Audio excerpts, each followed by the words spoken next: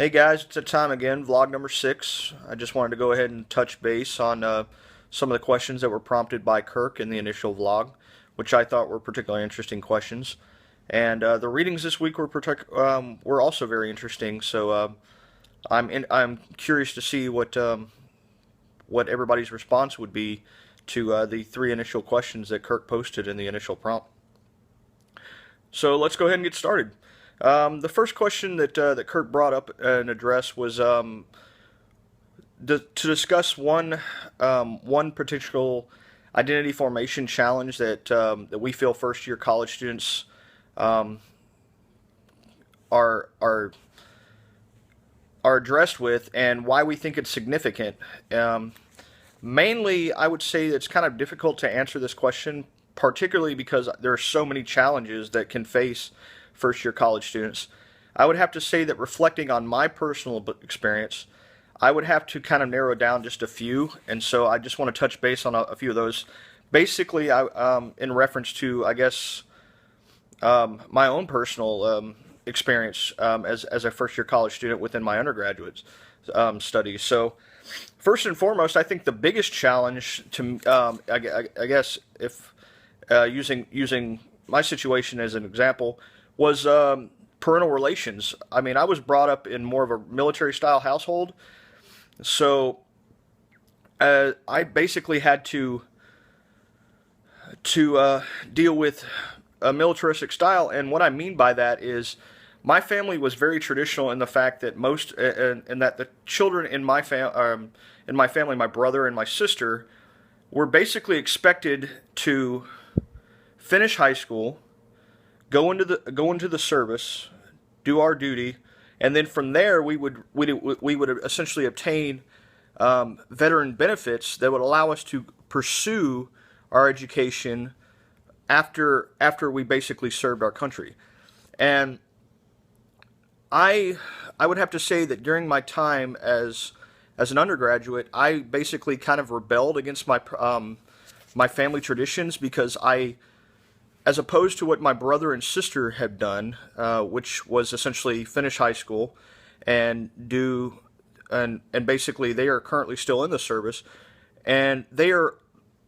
kind of branching out now in regards to their educational careers, because basically they wanted to pursue higher learning, but they felt that they also were compelled to meet family traditional values and beliefs from both my parents in respect to still serving their country. And I kind of felt more of like the rebel outcast in that aspect, mainly because I I did my undergraduate studies prior to going into the service, but I did serve my country, but I felt compelled to earn a degree in hopes that my career aspirations within the military would be greater, as opposed to what my brother and sister did in regards to finishing high school, and now they're currently in the process of trying to expand their learning knowledge within while they're currently still serving. So I felt that parental relations were particularly a challenging aspect that can apply to first year college students, specifically, obviously in my case, being the fact that I kind of rebelled against family traditional values and beliefs. Also, it kind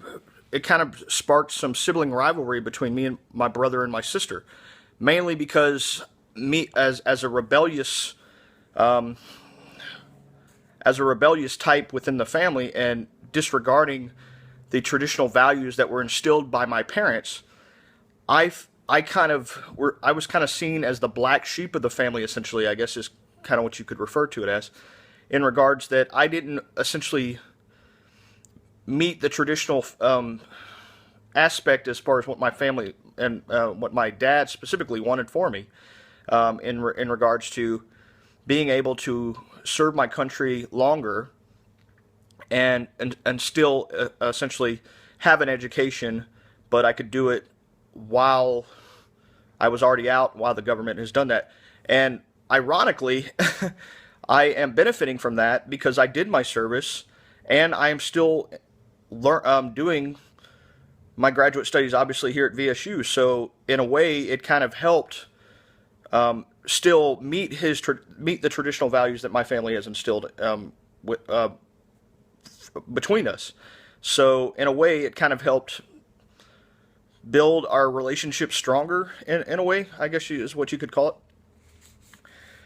The second question that I want to go ahead and relate to specifically is why is the understanding that identity form theory is important to the work in higher education? I think it's pretty obvious that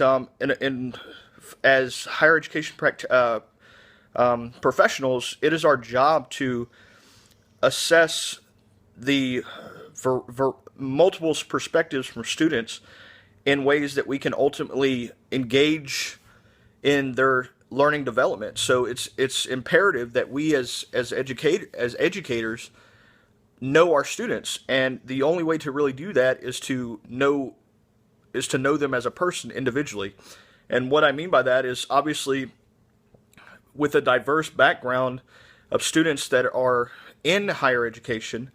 and throughout universities nationwide, it's imperative that we understand where they come from, who they are as a person, and if they are currently battling in issues that within these areas, it is our job as higher educators to basically aid them in the development in ways that we can kind of promote and encourage ways for them to basically evolve. Or I guess it's kind of kind of the word I'm looking for,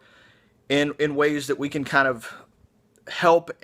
and maybe explain and demonstrate where areas that they are currently having issues with, we can communicate effectively and promote and encourage effective strategies and techniques that can help them identify who they are as a person and within the campus culture. Finally, to touch base on the last question that Kirk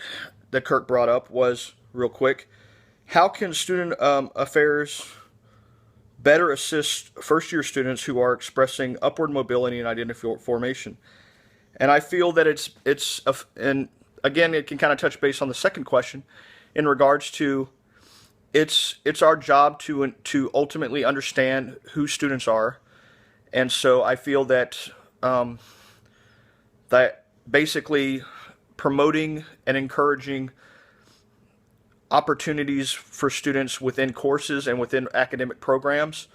it can be beneficial, and basically hindering and encouraging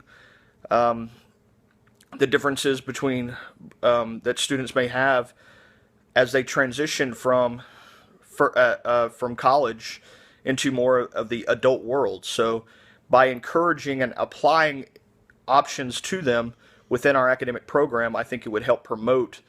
and basically hinder some of the challenges that students are having in forming their own self-identity. So those are kind of my responses. I hope to hear what you guys have, and hopefully it sparks a intellectual debate. I'll look forward to hearing your responses, guys. Thanks.